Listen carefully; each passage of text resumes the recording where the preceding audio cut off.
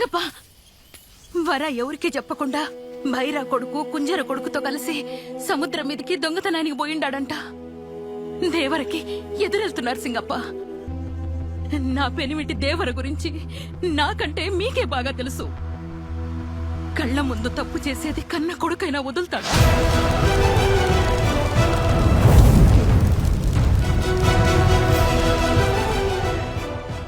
నీ పెనిమిటి అందరిని వదిలిపెట్టి ఎప్పుడో పోయినాడు తల్లి. దేవరా మనల్ని ఇడిసిపెట్టి ఎప్పుడో చనిపోయినాడు.